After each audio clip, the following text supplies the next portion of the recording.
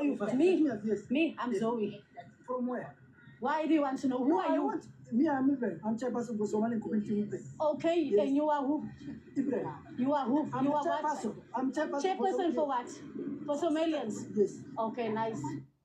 All right, so there's a confrontation here between local South African and a guy from Somalia.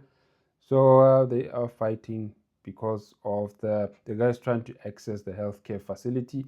The South African lady is blocking them, asking for IDs or citizenship proof or verification. So there is some tensions regarding the access to healthcare facilities here in South Africa.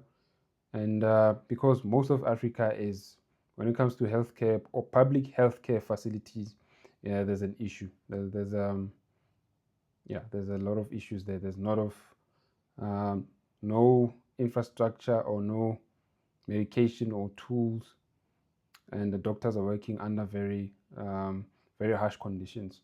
So that's for the public healthcare sector. But for the private sector, it is doing well. If you do have the money, you can go to the private sector and you get all the resources that you need. Let's continue watching the video. I am the mayoral candidate for Emlatleni. I know there's an issue. Yesterday we were talking about it on the radio. Yes, thank you. That our South Africans, when we are outside the country, the people of the country don't help us in their medical visits. Thank you. They said we must get transport back home. Thank you. That's what happens in Zimbabwe. In Zimbabwe. Someone had to be flown back to South Africa because our African country. We know our rights, and you must know your immigration act. Now, yesterday I heard that some people also somewhere at the hospital Middleburg, they turned them back. Yes. So today this is the second. It means there is this thing is happening, guys. They don't listen. It's the problem. Which problem are you fixing? No, I mean check you with your embassy, and then now when they give you asylum, they must also advise you to get that medical facility or something that will help you during your time to when you need the medical attention. Because at the moment, you can only be helped at the private hospital or private clinic. As the act says, you can no longer be helped at the government facilities. Oh, thank you. So you see, the health infrastructure in Africa is, especially the public one, is not doing that well. Donald Trump cut the US aid. A lot of these African governments or African leaders were relying a lot on US aid. Donald Trump cut that out. He said, you guys, you must go and sort yourself out. You're going to see how you're going to help your people. It's a problem. A lot of these African leaders, they outsourced the health services to other nations or other rich nations like the USA. Now it's a problem. And also in the neighboring country to South Africa, so the president there has declared a national public health emergency. So there's issues there as well when it comes to the public health sector. But the president said he does have a plan. So we'll see if the plan that he's going to put into motion is going to fix the problem. So in Zimbabwe, the health sector, there's issues there as well. There's a lot of people from Zim who cross over into countries like Zambia and South Africa to access healthcare in those countries because the healthcare in Zim is not doing that well. So there are issues across the continent when it comes to the public health sector. So let's watch this video from the lady from Botswana explaining exactly what is the situation there in Botswana. You can't pay salaries with nostalgia. You can't build an economy on borrowed money. And yet, that's exactly where Botswana is today. The truth is heavy, and I will try to speak it plainly. Last month, we were told officially that the Ministry of Finance has suspended government purchase orders because there is simply no money to spend. Ministries have been instructed to halt almost all operations. Why? Because our diamond sales have dropped.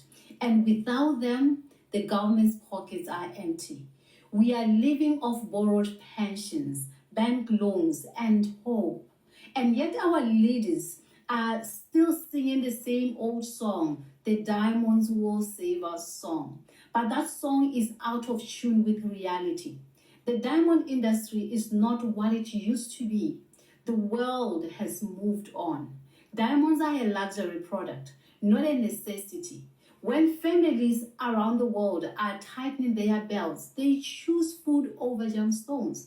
They choose the heating over jewelry, and they will choose synthetic diamonds over mined diamonds because they are cheaper, but still the same as the mined diamonds. Yeah, so what's happening is that there are lab-produced diamonds that have taken over the world. Those are cheaper to produce and they are just the same as diamonds underground. So Botswana relies a lot on diamonds, and that's a bad deal where an economy relies a lot on a luxury item like diamonds. That's a recipe for disaster.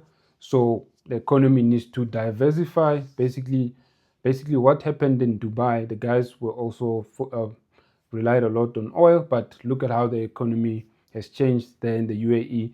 They have diversified into things like tourism. So Botswana is going to have to diversify into other things because diamonds, yeah, there's lab produced diamonds that have taken over the industry, and that's why it has affected a lot of services like the health sector. So there's a lot happening when it comes to the health crisis here in Southern Africa. A lot of countries are feeling it. Zimbabwe is feeling it. Botswana is feeling it. And South Africa, obviously, they're also feeling it. As you saw in that first video, there were tensions there in the public health sector. So a lot of the leaders are going to have to ensure that they diversify their economy. Africa relies a lot on natural resources, and when the West or China finds a way to manufacture or to produce natural resources in their lab, then they won't need Africa. That's the truth of the market. And yet we keep hearing the same message from our Minister of Minerals that if she can just convince people not to buy synthetic diamonds, the industry will recover. Yeah, well, you can't convince people what to do with their money. If there's a product which is exactly the same, but it's cheaper somewhere else, the customers will go and buy it somewhere else. So that's just how it is. The minister can't do anything about that. I've watched her on TV, confident and eloquent.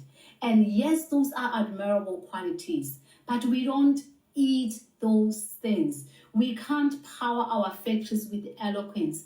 And this is where I must be honest. Eloquence is not delivery.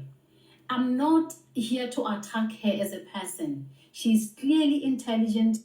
Okay, guys, you got the gist of the video, you got the message, and yeah, those are things to think about, especially when it comes to the African leaders.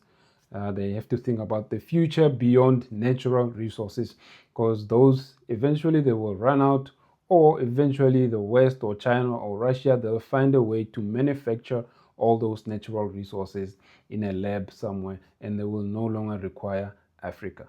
So I'll see you guys in the next video.